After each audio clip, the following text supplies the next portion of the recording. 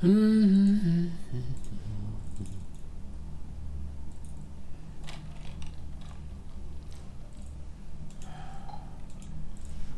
Mm-hmm.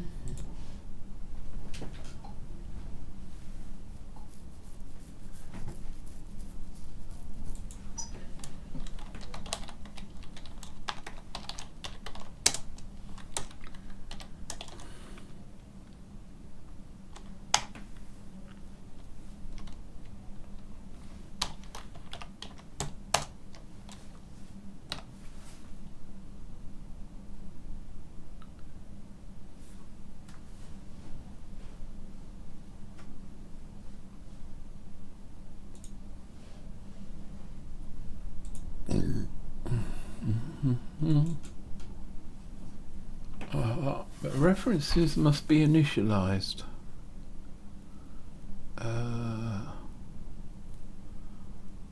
Yeah.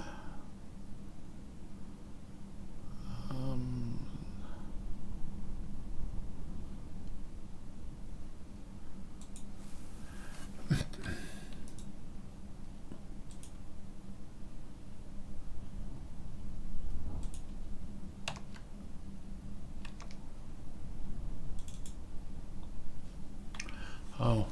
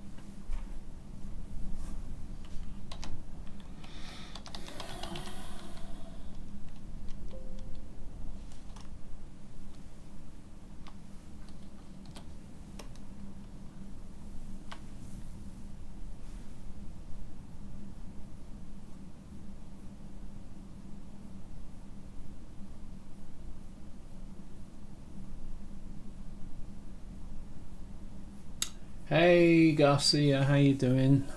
Yeah, I don't know what happened. It was exactly at midnight, pretty much. So I assumed that it was, I don't know. I eventually it came back.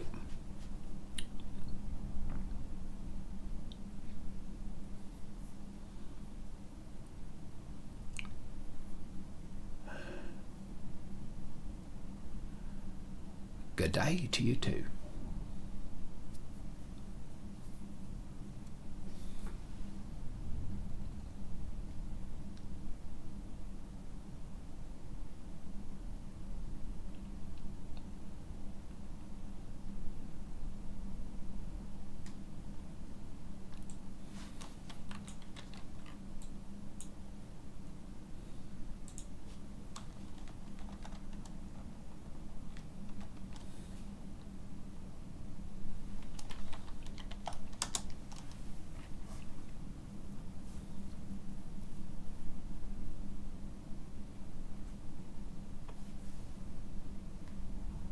What do you mean I'm getting too popular?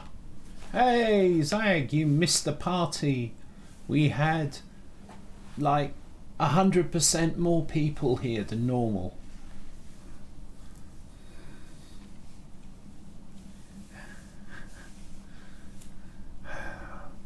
Hal, play Zag theme.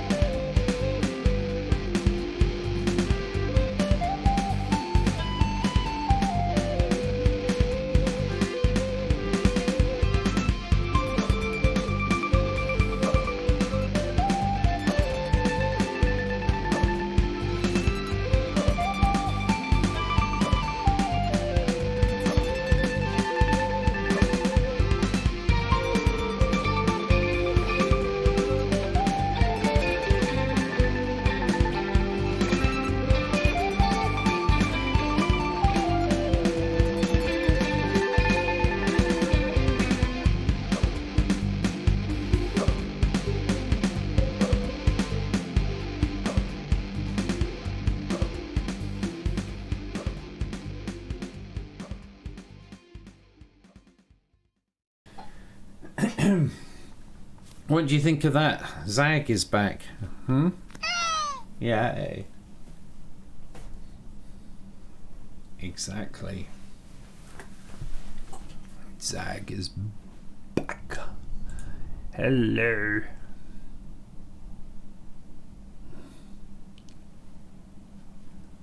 Ah.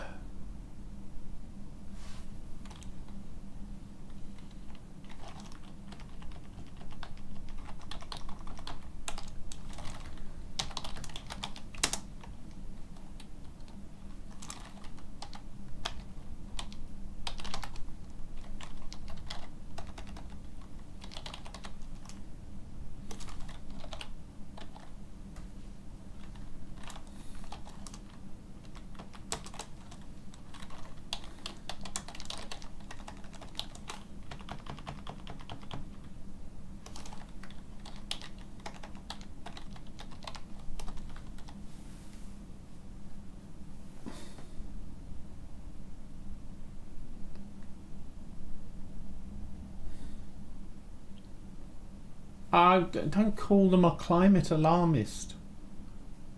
If you, I'm a climate alarmist. I hear the alarm go off.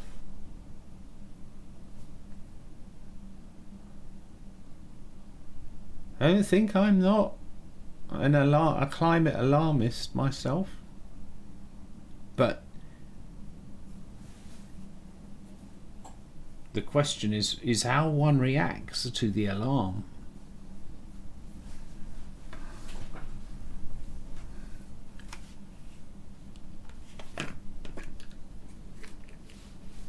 It's like there's no... I think it's inevitable. But if we are to have any chance of saving the situation,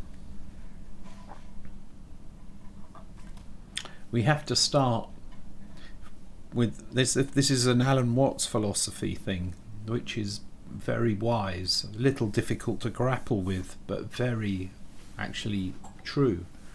Is the only way that we stand. He said this in the 70s or late 60s. But he said the only way that we're going to save humanity is if we know that we don't have to.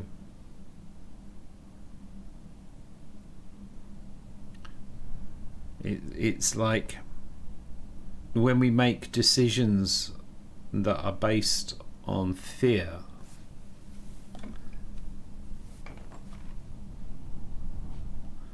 those will always be bad decisions. The only way out of this is to be okay with the idea that we might not make it. And we have to be okay with that possibility in order for us to maximize the chance of making it. And it's absolutely no different from every other aspect of human psychology and life, and is in itself very Zen. We spoil things when we're afraid, and it's, I mean, the easiest way sort of to think about it, or a comparison to make, is the one of when you are looking for a companion and you try too hard, it won't work. It will just come across as, yeah. So there's that. If anyone wants to understand Zen, you just need to understand that old conundrum. Is the one of how to find a companion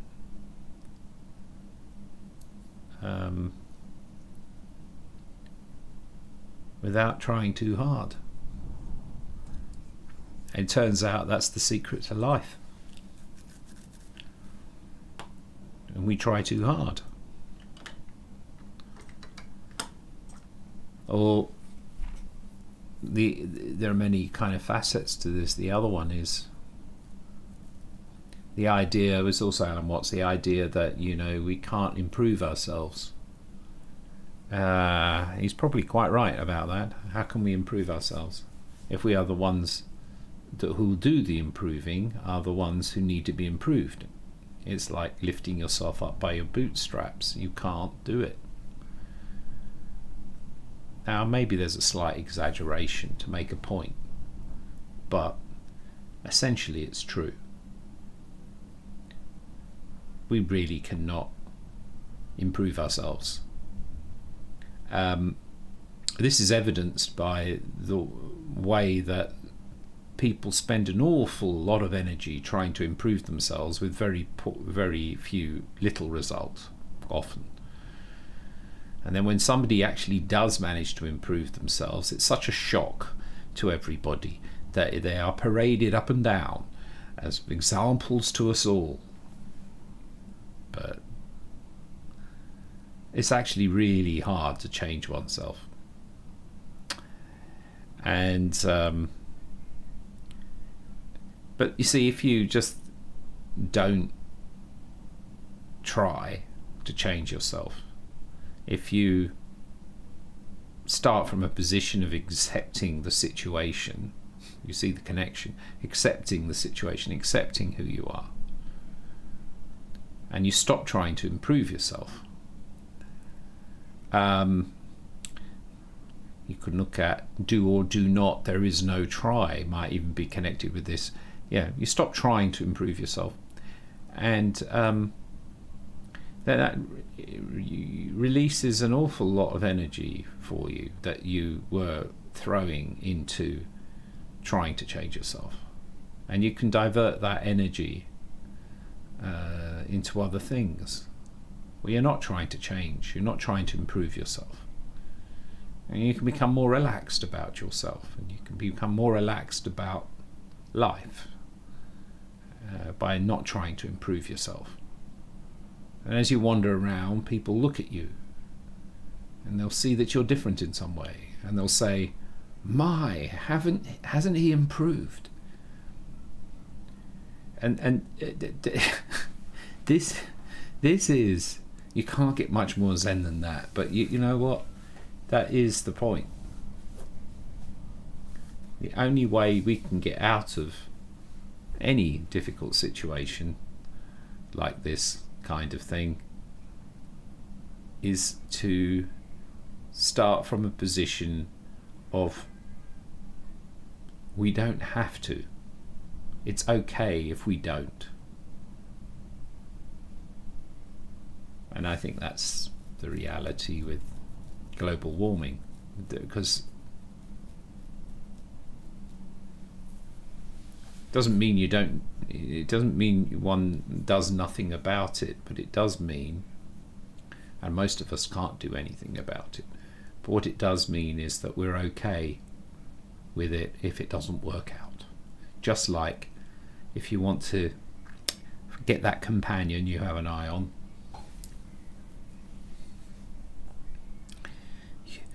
the most likely way that you are to get what you want is to be okay with not getting it. But I hear the alarm bell.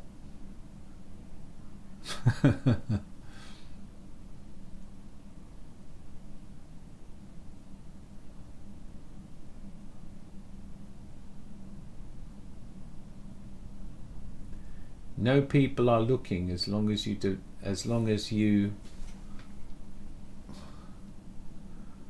disable your webcam. That's true. I'm not sure why you're saying that.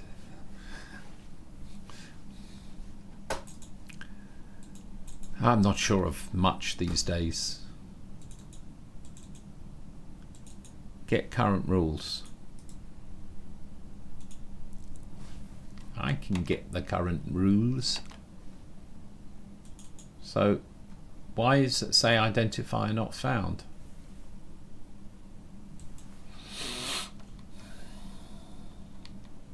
Because I have to say state dot get current rules. Push back end.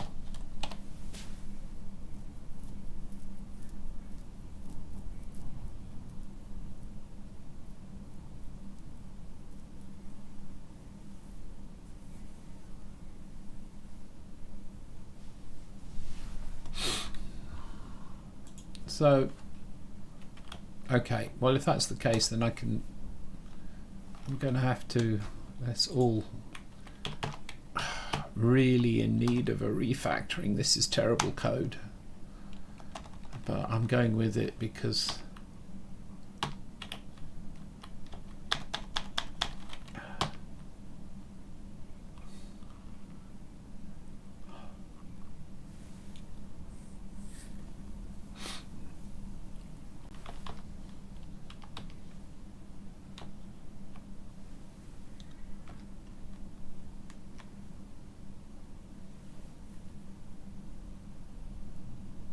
Oh, it's the actions. Wait a minute.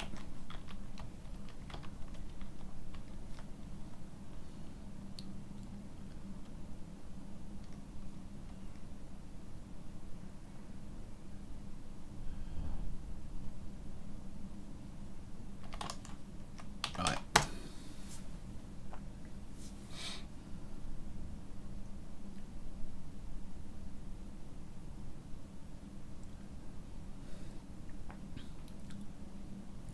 Don't use the term social justice warriors. Please don't.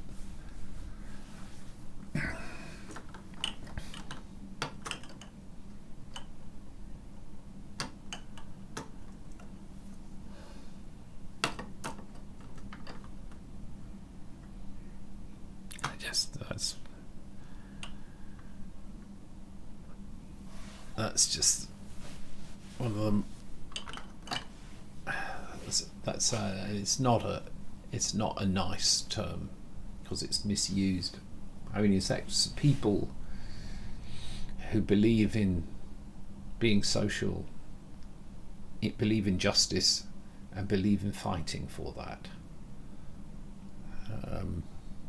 How can that possibly be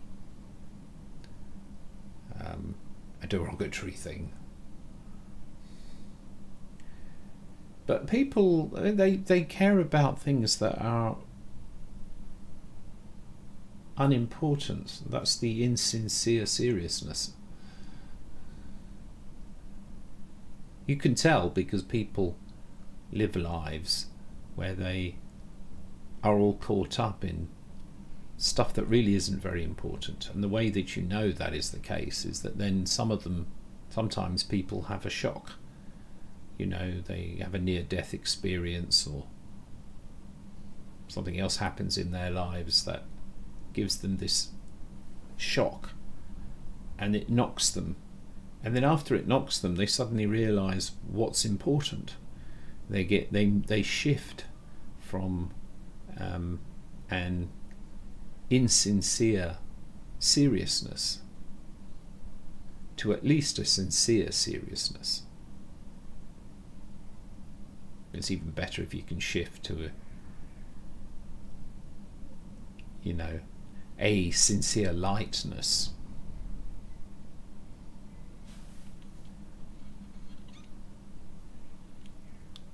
Now, people wouldn't, if they have a shock and they suddenly,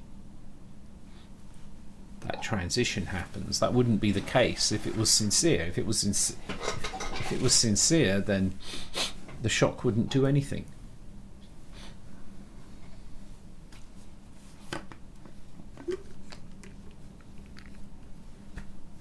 Oh, that one, I wouldn't say that gaming culture police are connected with social justice warriors.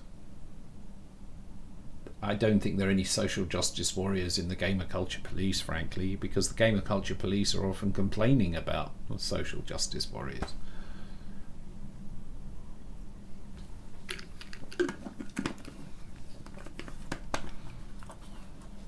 But the term is just a made-up term anyway. They don't really exist. Gamer culture police do. No, they don't really exist either.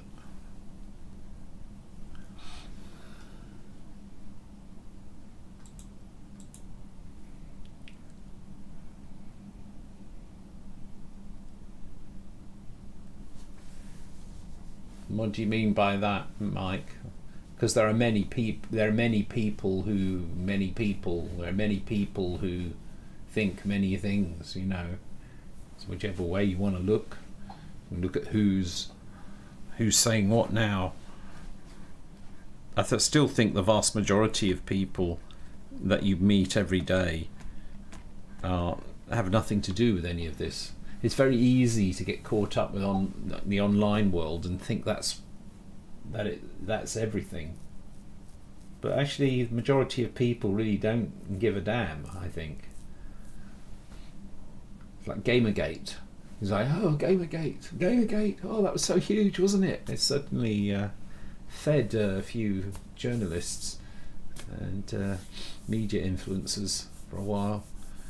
put the dinner on the table, but majority of actual real world people have no idea what Gamergate was.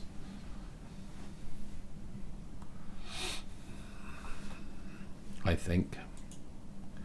State, git,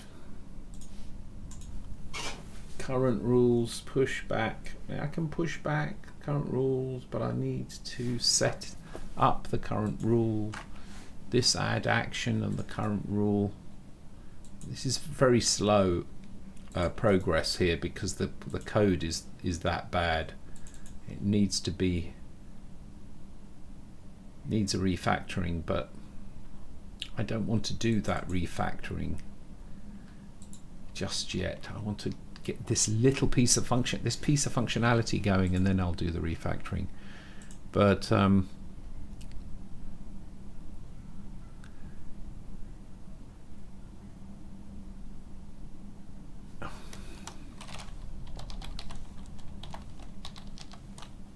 well, there is get current actions, right?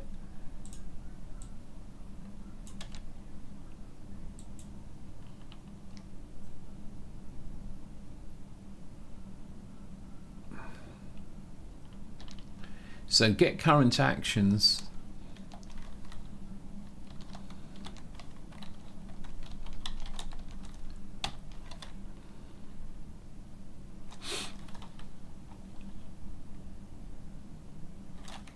Are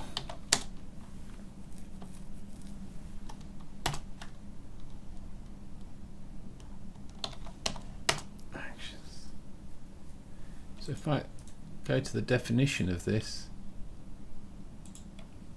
yes, it's an expression.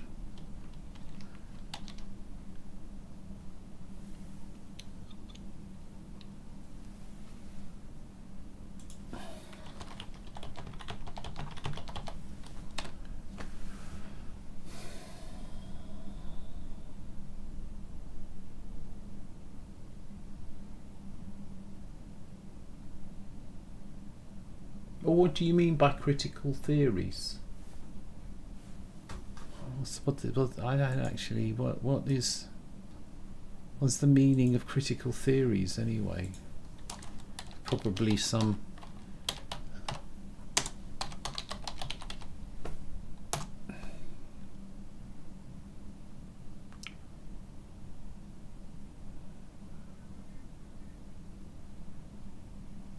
What?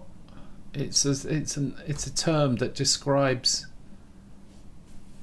It's an approach to social philosophy that focuses on reflective assessment and critique of society and culture in order to reveal and challenge power structures. What? So it's politics then? That's what politics is, or supposed to be. And people say about, what's the point of it?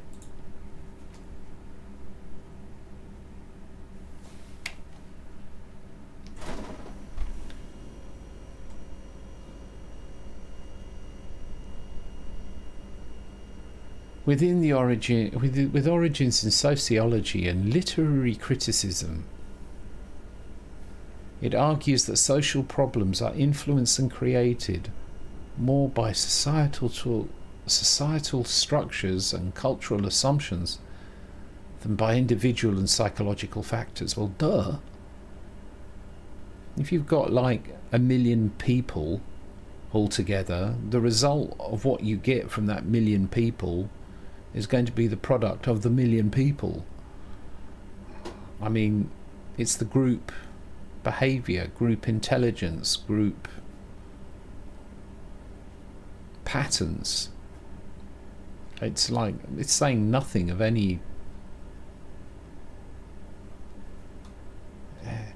It's just stating the obvious. Maintaining that ideology is the principal object to human liberation. Right, well, now there's actually something that is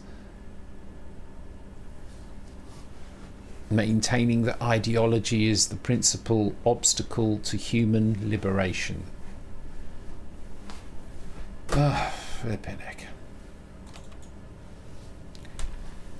An ideology, I know what an ideology is, but I want to know, when you get to this, you have to be very specific.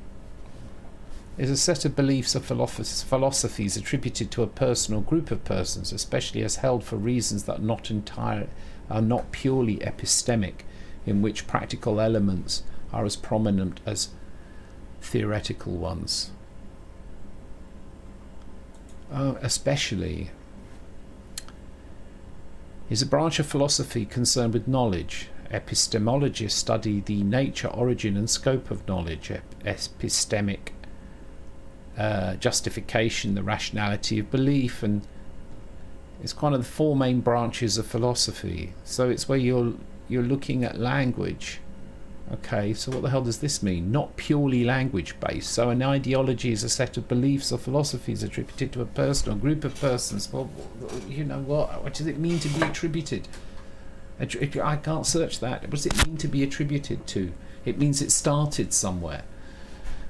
Does it matter where it started when it's held by a group of people? It doesn't matter. This is nonsense.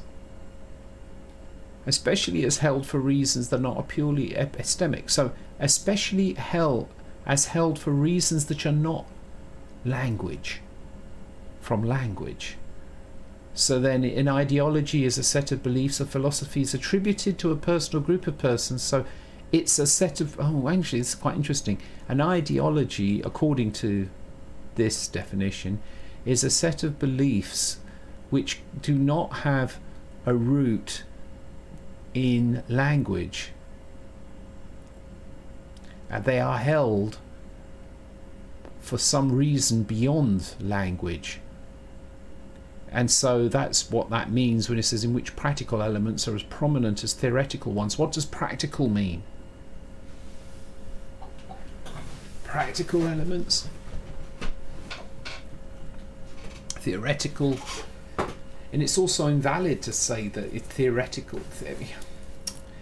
This is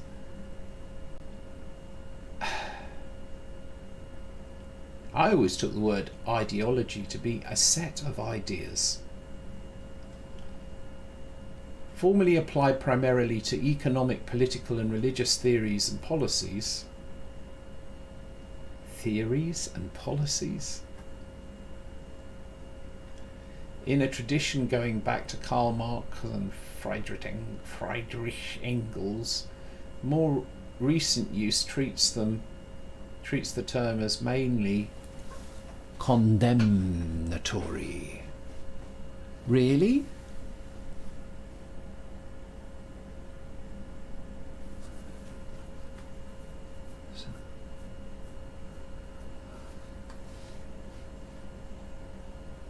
The term was coined by Antoine de Tracy, a French Enlightenment aristocrat and philosopher who conceived it in 1796 as the science of ideas, to develop a rational system of ideas to oppose the irrational impulses of the mob. In political science, the term is used as a descriptive sense to refer to political belief systems. This is a mess.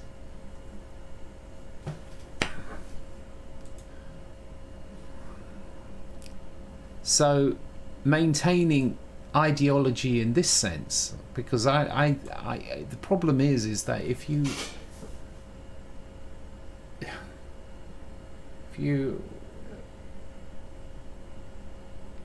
the danger with that is that you end up in a situation where if you think that ideology is the principal obstacle to human liberation, it's basically saying, if you're not careful, anarchy is what is required in order to liberate humanity. But that for me is like saying, in order to ensure that human beings can improve their ability to move around, the rigidity of their bones, that should be removed. If we didn't have the rigidity of our skeleton in our bodies, we'd be more flexible and able to do more. We'd be freer. And the reality is then we would be paralyzed. We would not be able to move.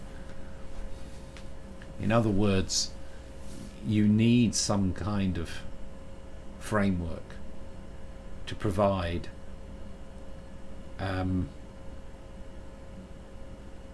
identity.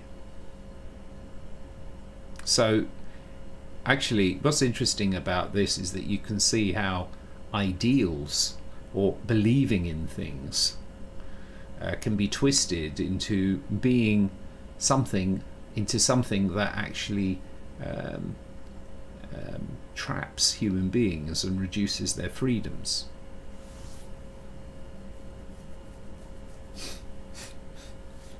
Which is quite crazy.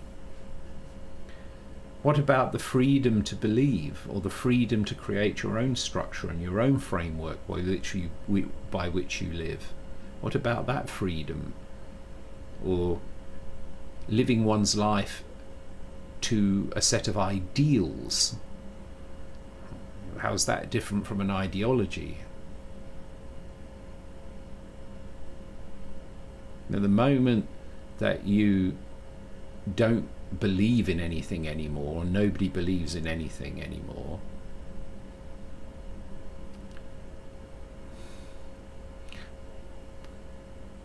what's left? You know, I just disappeared into a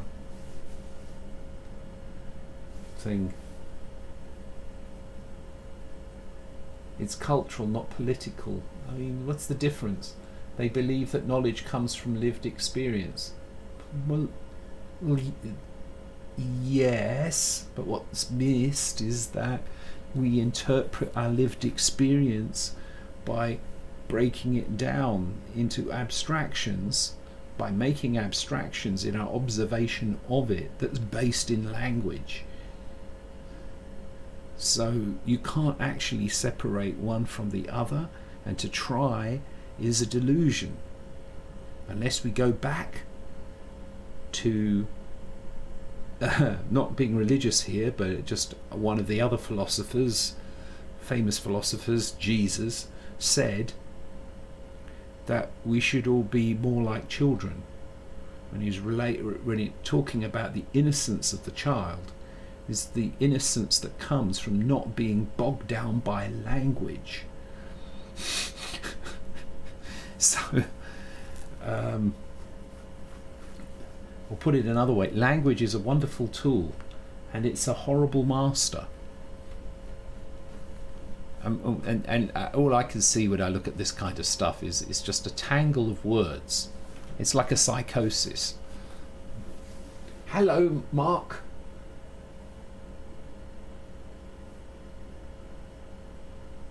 I didn't play your theme song. Did I? Did I play your theme song when you weren't here? I thought you were here earlier. Or was that a different Mark? Oh, I don't know. Let's have a. You have to remember, there are no. Is this the Mark? Hey Mark, are you the Mark that's here? Or did we have another Mark? Did I miss the Mark? I think I missed the Mark. Hal, play Mark's theme.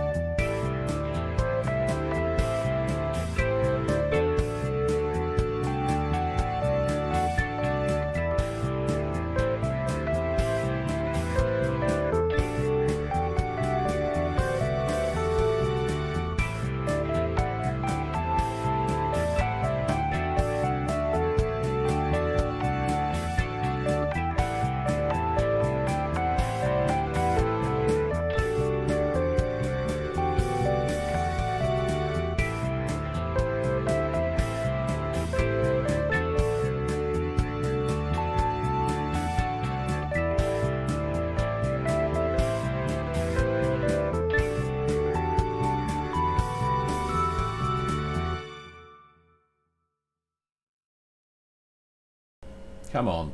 I'm going to be really bold here and say nobody really knows what they're talking about. Not in this area. I mean, it's like, what's that, Zag? You say, this is fun that Dino is trying to make us think he is wrong when we know he agrees.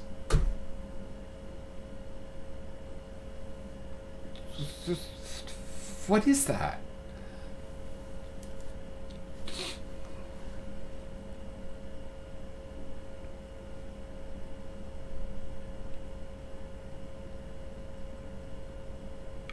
Postmodern critical theory analyzes the fragmentation of cultural identities in order to challenge modernist era constructs such as meta-narratives, rationality and universal truths, while politicizing social problems by situating them in historical and cultural context to implicate themselves in the process of collecting and analyzing data and to relativize their findings.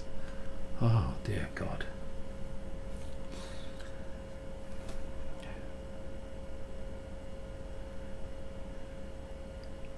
It's like postmodern analyzes the fragmentation of cultural identities. What fragmentation of cultural identities? What does that mean? Fragmentation in what way?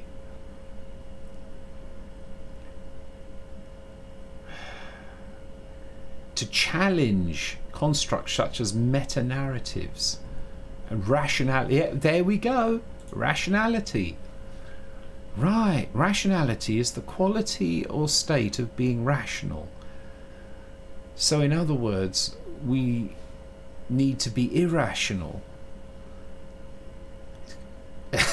Just what is I'm sorry.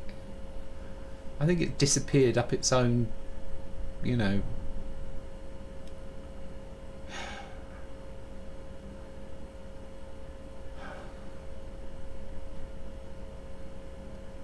The other thing, I think the thing though that is most annoying is that when you're using terms such as this, they are purely academic terms. What are non-academics doing? They're grabbing hold of these things and then using them, waving them around. It's like, which is of course the modus operandi these days, isn't it?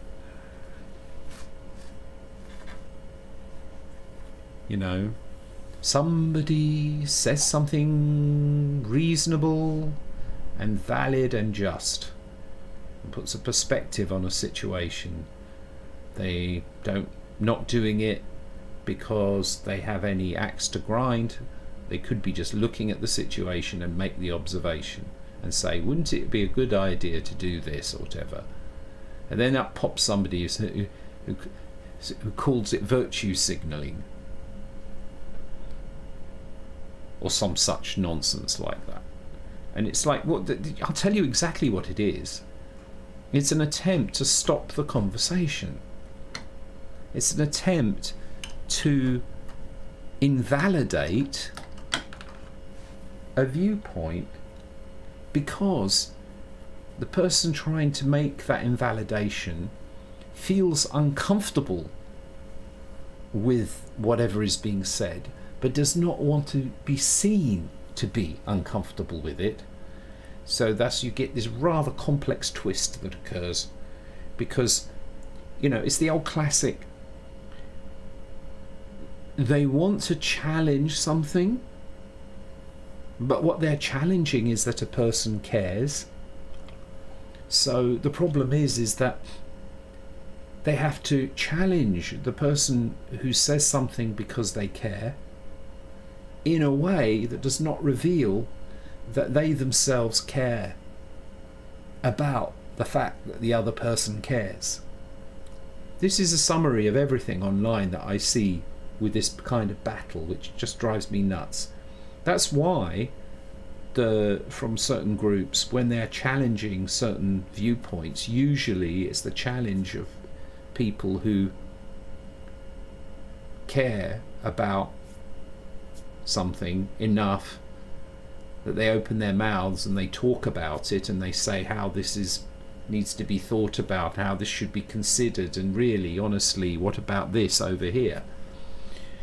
And they're showing caring. You know, they're caring about something, some ideal, some viewpoint, something, right? And the others want to knock that down, want to knock down the caring, but not look as though they care. And so the end result of that is this twisted narratives that you get, absolutely ridiculous things that go on, primarily centered around trying to sort of invalidate or mark out as there's a better word for it, delegitimize what the person is saying, but in a way that makes it look like they are illegitimizing themselves. It's a kind of kung fu. It's like, find the magic incantation that can be viewed as the person invalidating their own viewpoint, as invalidating themselves and invalidating their own caring, and really making it look like they are not really caring, right? But using that person's own words against them in a way that the person who's actually launching the attack can do so with a very thin veil of not really caring. And so the right way to go about dealing with this is to call it. In a sense, this is the way trolls work. The troll acts as though they don't care. The most classic troll activity is to troll somebody who cares about something. Come up, say, I care about this issue. And the troll, what they want to do is they want to stamp out any caring. You basically boil it down. That's what they want to do. They want to stamp out the caring. But they have to do it in a way as though they don't care. So if you want to deal with this, what you do is you challenge it the other way, and you make them think about or try to point out that they're only doing what they're doing because in fact they care. This really annoys a troll because it's not playing the game. Go to a troll and say, you know, you're attacking me because you really care about the things I say. I wish I had figured this out sooner. I really think that would be the way to like. And a lot of the stuff I've seen, you know, all connected with things like Gamergate and Lord knows what else and all the rest of it, is just drivel that revolves around this, and usually starts because somebody had the audacity to care about something. That's what I think. Let's see what the channel says. Yes. Let's be real. There is no real dialogue between right and left. That's not. I'm not entirely sure. I know there is mud flinging that goes on, and I know that mud flinging occurs between the two sides. But I also know that as soon as someone comes along who doesn't want to fling mud, but actually wants to have progress, the left and the right will fling all the mud at them. And you know why? Because it's all a game. The battle between the left and the right, it's all a game. And they hate the middle, because the people in the middle, they're the ones who are calling the game. They don't want to have the game called. God, it took me such a long time to figure this one out. But in so many situations when people are this kind of things going on, you could be. I mean, I always viewed it as like, well, it's surely people are looking for a solution, but actually, a lot of the time, and the nature of people is that they're not looking for a solution. They really aren't. They're not looking for a solution. They're looking to continue the game. They're looking to continue the mudflinging. Right? And someone coming along, it's a bit like Life of Brian, actually. You know, so that's the funny thing is with Life of Brian, is in some ways, Brian is quite enlightened.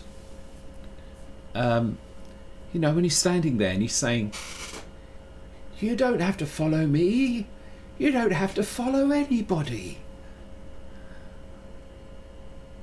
He is, that's the joke.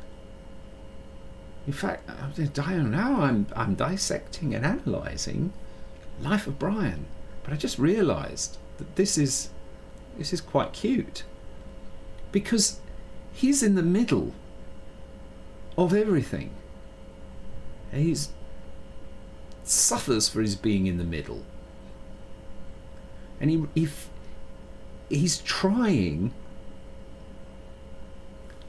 He's the voice of reason in a world that's in complete chaos, and nobody pays him the slightest bit of notice for that. So as you don't have to follow me. You know, we're all individuals. Yes, we're all individuals. And then there's the guy who says, I'm not, which is one of the funniest lines in any film anywhere. It always makes me smile just to think of it. Very zen. But that's it, isn't it? They can't stand it. They cannot stand it. It's a bit like if there's a play going on. I mean, it's rude, frankly. I think they consider the middle ground rude. I'm one of those rude people. I'm not considered rude. I'm in the middle. It's the only sane place to be, frankly, because on the other side, it is. So in that sense, you're absolutely right. It's mudflinging, but not everything is mudflinging. There are those who don't fling the mud, who don't want to fling mud, and they're the ones who get it in the end, every time. You know, because it's rude. It would be like you're going to watch a play, right? People do that all the time, don't they? No, it's be like going to watch a play, or let's say a film. You go to the cinema to watch a film, and the thing is going on, and then you've got some smart aleck who gets up and says, you do all realise, ladies and gentlemen, that this is not real. He's like, that's just so rude and annoying. Everybody knows it's not real, but you're not supposed to say it. That is the problem right there. The people in the middle, they're the ones who are going around saying, well, you do actually realise that this is, nonsense. This isn't real. This is not the point. No, they just want to play their game. Oh, Mike Garcia, stop it. It's like, how is that not cancelled already? Because it's funny and because it's actually quite respectful. Life of Brian was an amazing piece of work. And the thing I think that it's that thing. You're doing it. You're doing it again. Jeez. It's like, oh my gosh, I'm so surprised that, whoever it is, the People's Liberation Front of Judea or whatever it was, I cannot believe that they haven't stamped on this yet. Oh yes, yeah. I mean, that's amazing. How that has not been. Yeah, I quite agree. Well, it makes me quite angry, actually.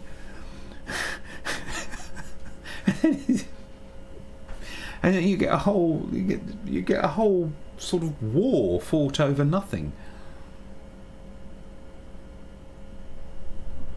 Jeez, there's a lot of wisdom in that film.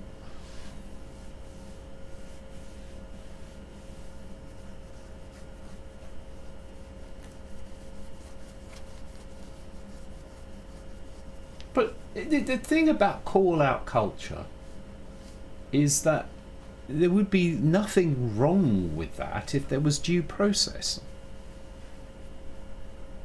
But you see, there isn't. So what it is it's judgment and execution by a mob. And that's why I don't really have any time for people who buy into that. I don't have. There's the story of, you know,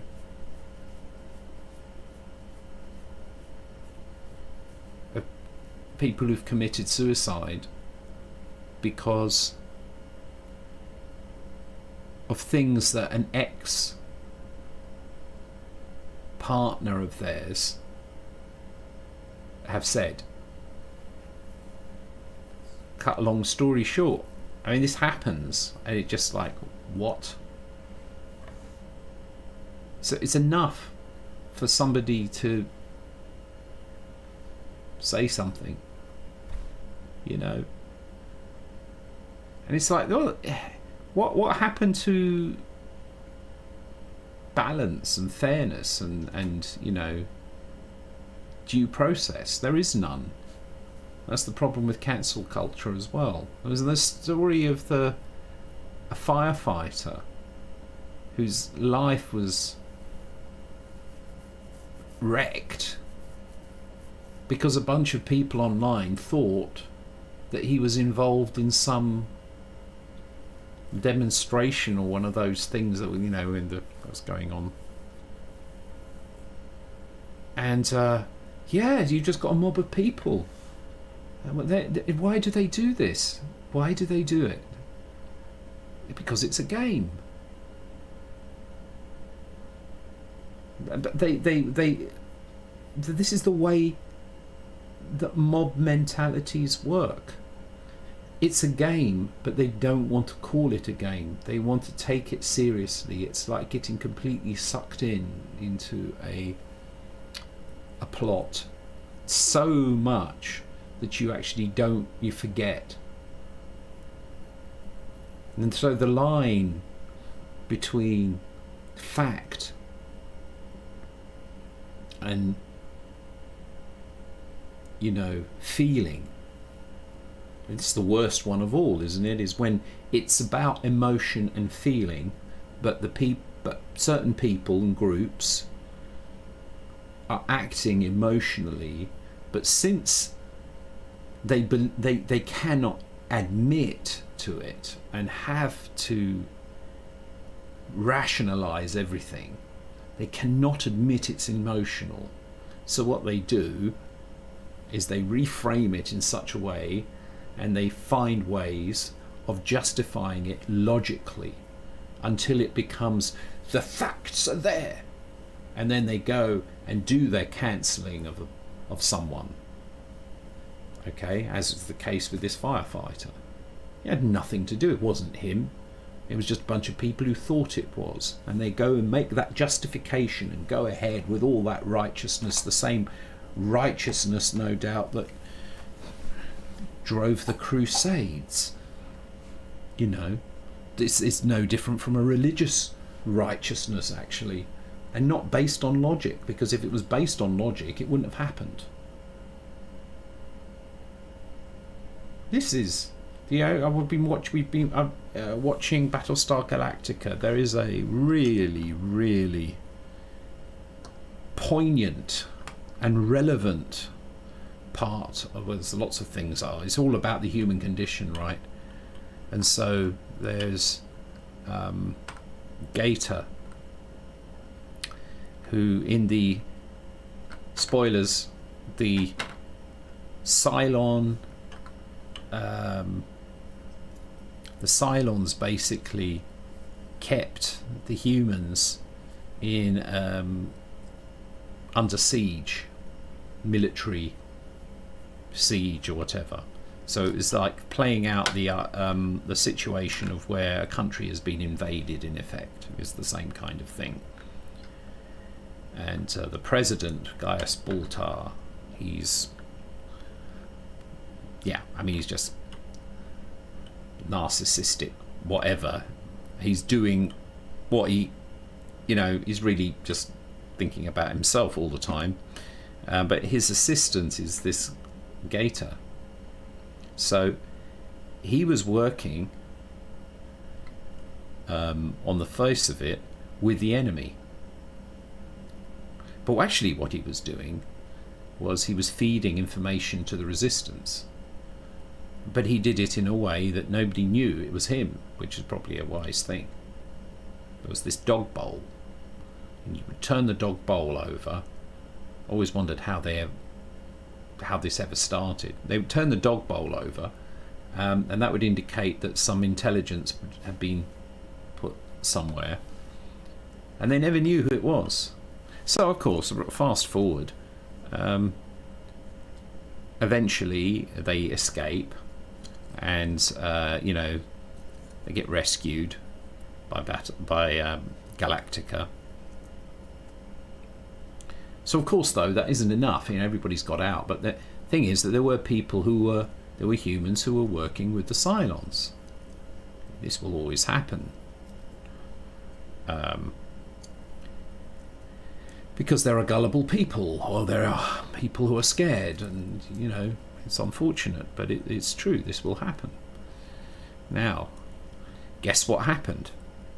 Yes, Gator was viewed poorly because he knew about the executions and did nothing about it, when in fact he had fed them the intelligence about it as soon as he got it. And they almost end up cancelling him. Except that, and he's in a kind of a state of, what's the point, he says. I've said it, you don't believe me. And he's basically prepared to see his end in a totally unjust way. And it was just a chance comment about the dog bowl that saved his life. And suddenly it's like, no, this was the one who fed us all. We almost killed the guy who actually was key to us being able to escape. I'd really recommend that episode. It tells you all you need to know. Human beings do that. They've always done it, and they probably always will do it. And the funny thing is that if you go around reminding people of that, they don't like it, because they want to have their battle. They want to play the game. You see the point? It's like a very old saying. I don't know if it was Confucius who said it, but it was like, the goody-goodies are the thieves of virtue. Right? But it's also, well, that's it. That is it. Goody-goodies, thieves, because when you get too extreme or too militant about anything, it will never end well. But people keep doing it. Why? Right, let's people are going to carry on cancelling retired firefighters or near retirement firefighters. I had nothing to do with it. Yeah, and all the time they're going to believe they're in the right, And even when the evidence is presented, there's part of them that will never be able to admit that they were in the wrong, because then they would feel terrible about themselves, and ultimately that's what they're trying to avoid, feeling terrible about themselves.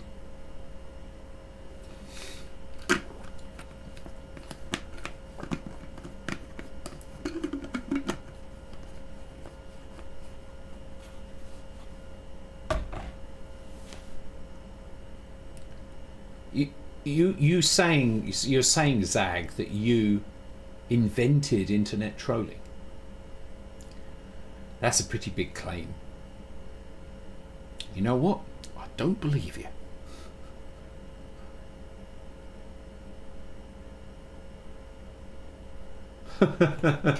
I've read an article, I don't remember where, about what, but it was interesting.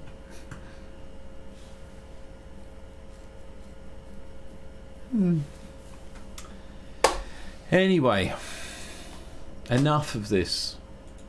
I'm making very slow progress.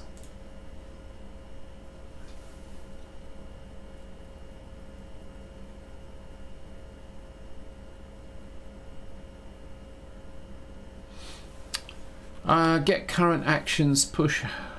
It's really horrible code.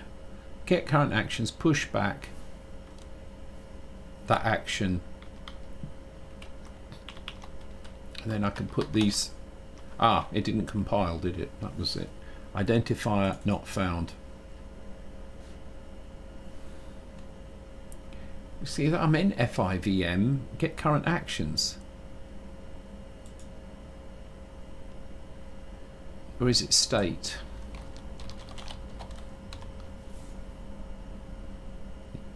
Okay, yeah.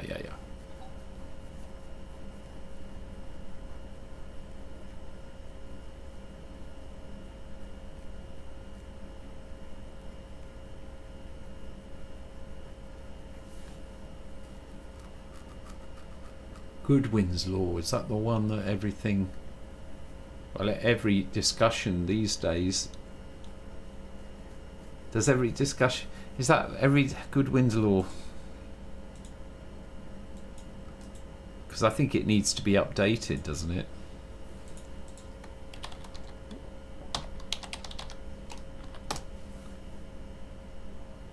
No, that was the one. Is the internet adage asserting that as an online discussion grows longer, the probability of a comparison involving Nazi or Hitler becomes more likely? I think so, but I think these days, the longer the thing goes on, the more likely some victim of a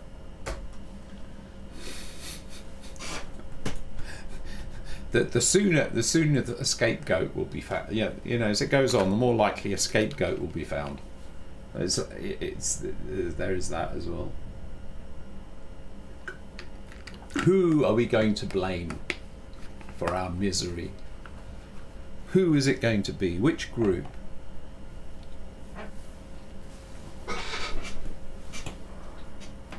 And it's funny because it's almost invariably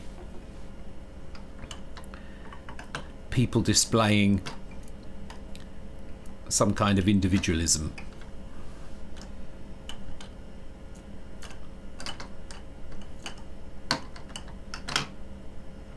Or not following the main line. I'm just thinking of things like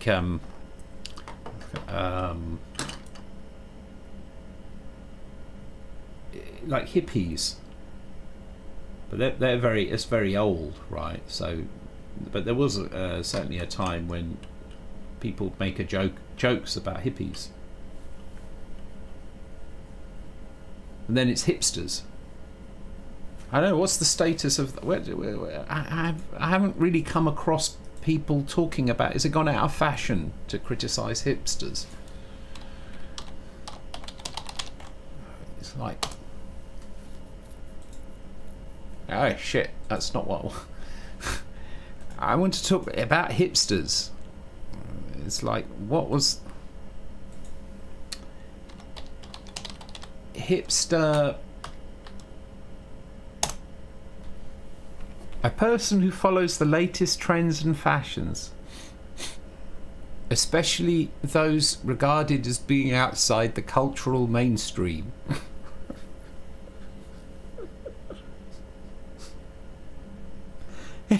Yeah, I'm sorry, but I have a simple brain. It can't really handle such complexities. In other words, a hipster is supposedly a person who follows the latest trends and fashions that are not trends and fashions. Sorry. Have I...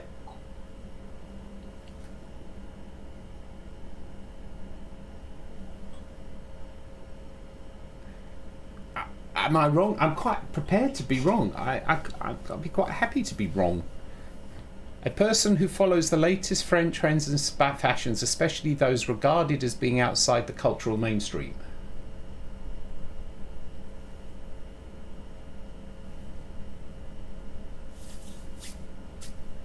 What do you mean if I look at the origin?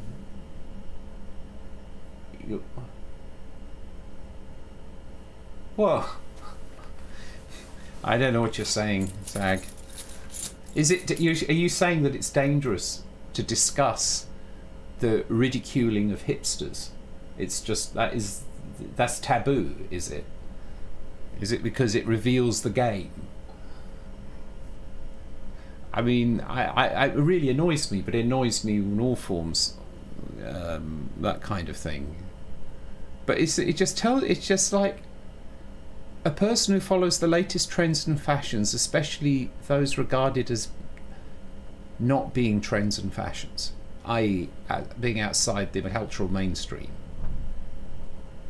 So is this a thing of a hipster tries to be outside of the cultural mainstream, but because that might be viewed by some people as trying to signal them being more hip, that and needs to be painted so they aren't being so much of an individual, and the way to do that is to actually say that they are following the latest trends and fashions.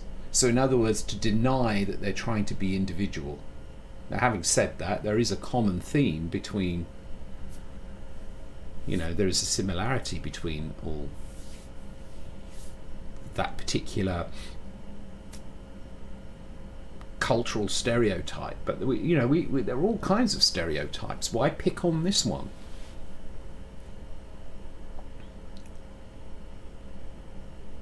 But there's the clue right there. It just doesn't make sense.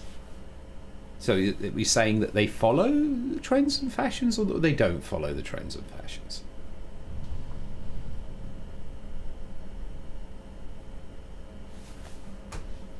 It's kind of weird.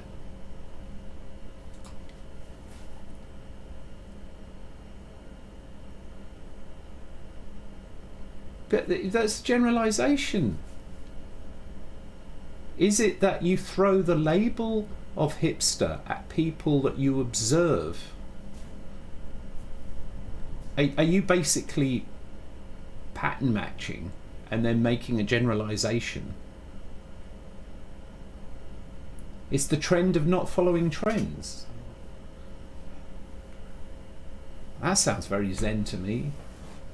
Come on, it's nonsense. You get the same thing with vegetarians. If I'm not careful, I'll talk about falafel woman again.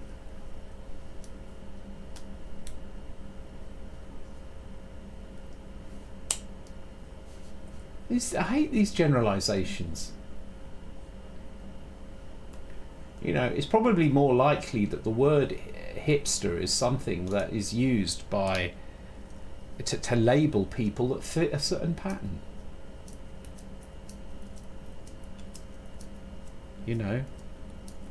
But look, beards. So popular now.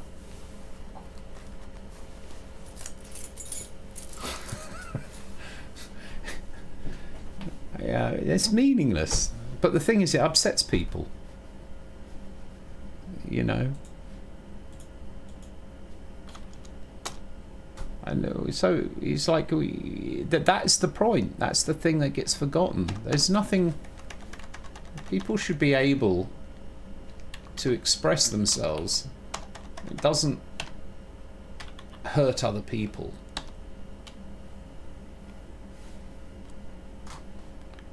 What does it matter? And it's driven by the insecurities of those who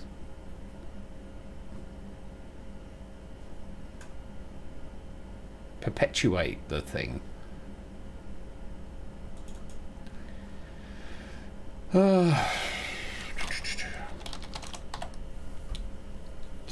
Current role, add action.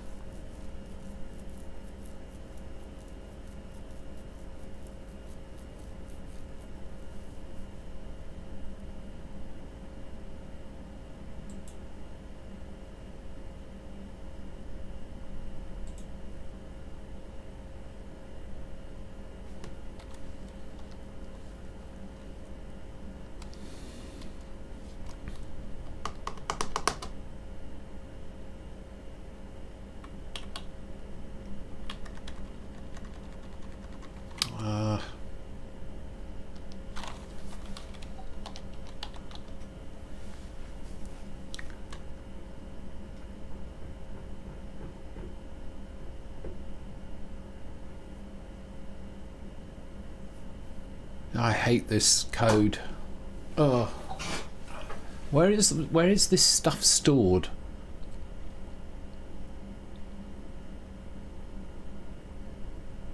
Oh no, right, okay. Yeah, okay.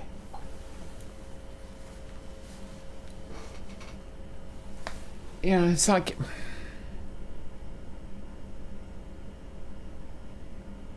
that was the millennials was the other one.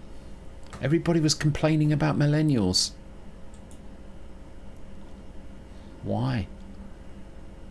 And then it's like it's all over the place. And then boomers. I'm almost a boomer. I mean, I'm technically just like 2 years out or something from being a boomer.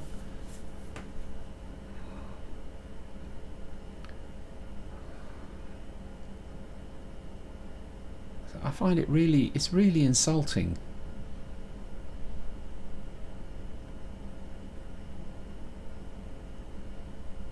But since I stopped sort of spending time on social media, I found that it really bothers me less because I hear less of it. It's like it's saying, what is happening? Is it going out of fashion? No, it's just simply that I'm not reading this drivel anymore. I was worried about memory allocations here, but the method that I'm using, it's one of the reasons why I'm using a pool. So rather, it's a vector of actual objects, not pointers to the objects. It's kind of an interesting approach. So what you do is, if I have like actions, I have an array of actions, or a vector of actions, and the actions are stored as the actual classes themselves, not pointers to them, which means that the memory allocation is then handled by the vector class, and so then I don't need to do a new. In fact, I did read somewhere that new and delete was sort of going out of fashion. And I think that's true. I mean, I seem to be able to avoid using new and delete. You can have temporary allocations on the stack or automatic memory.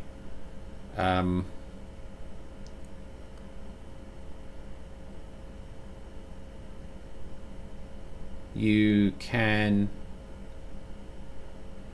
also store your data in vectors and maps,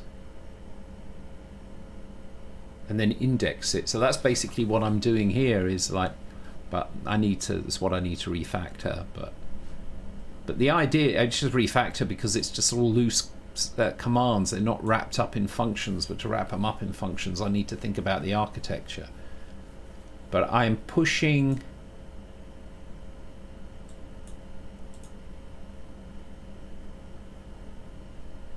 the rule is stored in an array, and I have the index vector, and I have the index to it. So I pull it off. So this is allocated actually within a vector, and then I am just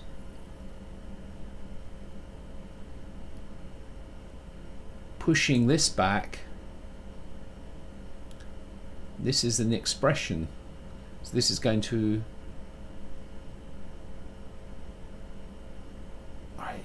push. Let's see current actions. I'll just okay, right, so that's actually pushing it onto the vector of actions that are being used by the virtual machine. So that is a copy, but that's fine because that's what I wanted. I wanted to copy it. Then I get the index of it, and this add action is very misleading, and I think maybe at least I can change that without too much of a problem, because all this does is set the index. So what I'm going to do is refactor this, rename this, set index, set action index.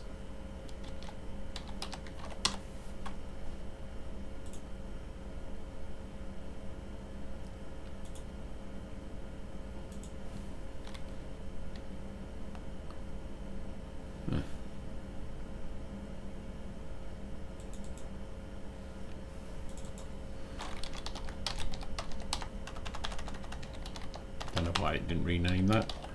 Well, there was a warning. Set action.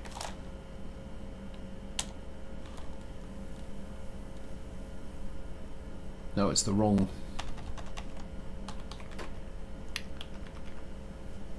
So I've copied the action over, but then in the rule, which is n, I need to also write n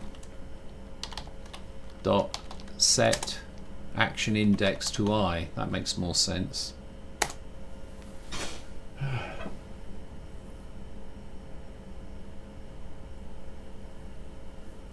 That is not what I've heard. A boomer is refers to the baby boom that happened after the war.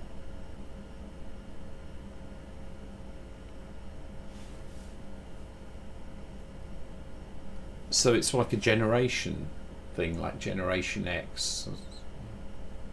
So I think I'm Generation X. And the boomers came before that.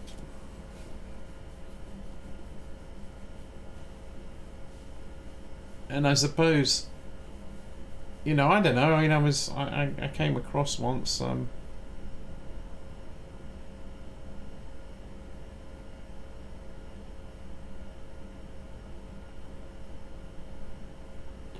never mind. The kids call anyone over 30 boomers. Yeah, there may be more truth to that than meets the eye. I like Generation X as well. We are the ones who fell through the cracks, though. Generation X. It's like we are the middle ground people. I don't know.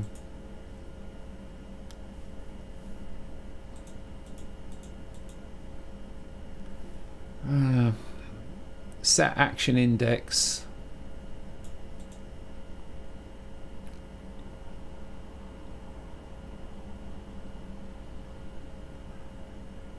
I set the action index, but I need to set more stuff up. But I'm going to have to go to bed, so I'm just going to do some really not very productive. But who cares?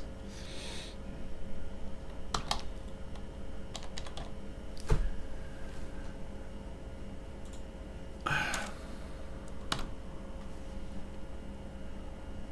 put a bookmark in.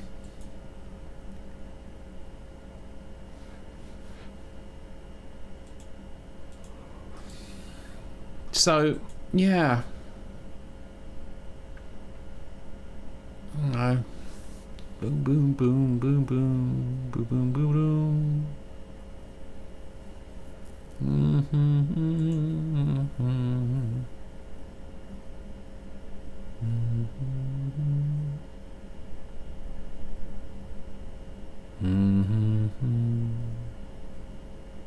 Two days to launch. 22nd of June 2016. 2 days to launch. Kickoff revival. Frack.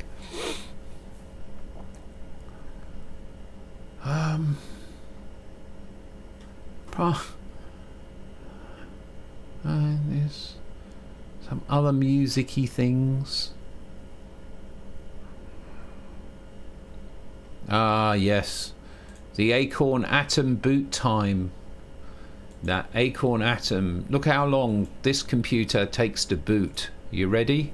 The boot up time.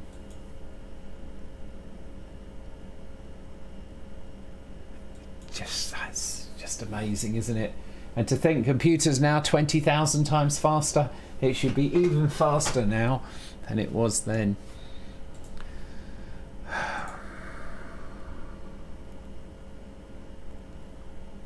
A preview. You've got a preview of Humming. It was the previous version of Humming.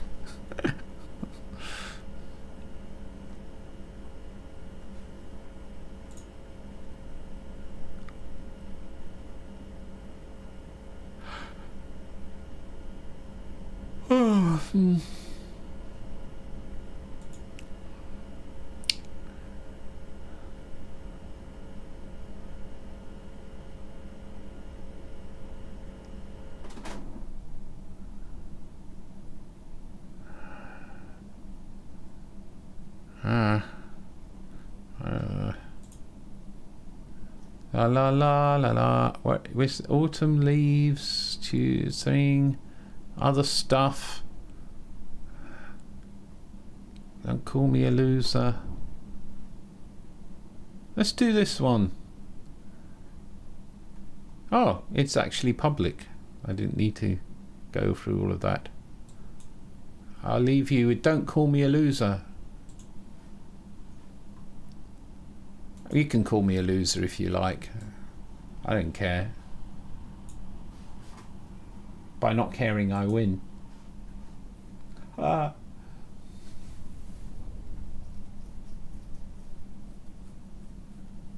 So, take care, everybody. And I will see you not tomorrow night, but should be back on Friday. Hal video view. Oh, I can't remember the phrase. Hal should be able. I set up so Hal can switch the camera. Let's see, but what we. Hal. Oh, right. Hal video scene, please.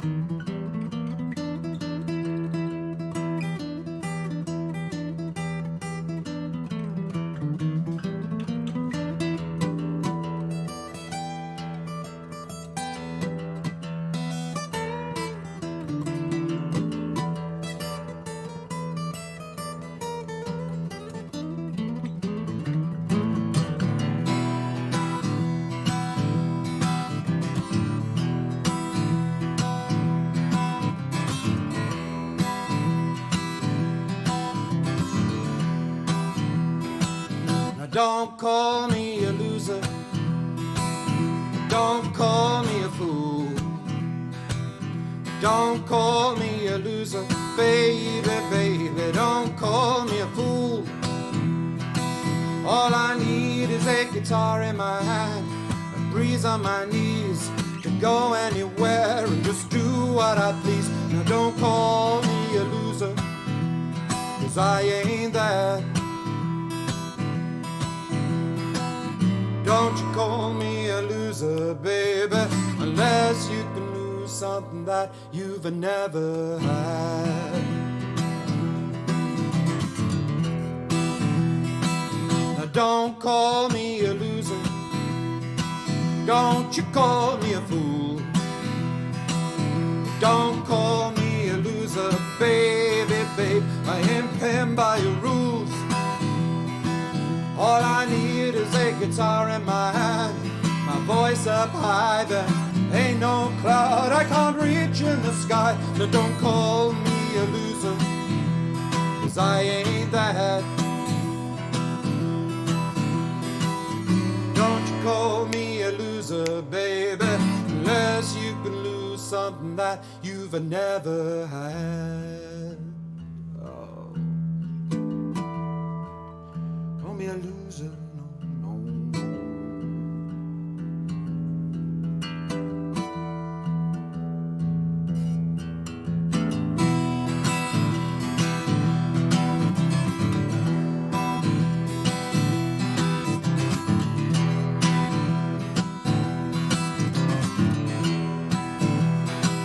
I ain't saying I don't like you, I ain't saying you ain't fine, I ain't saying I don't want you, I want you to be mine.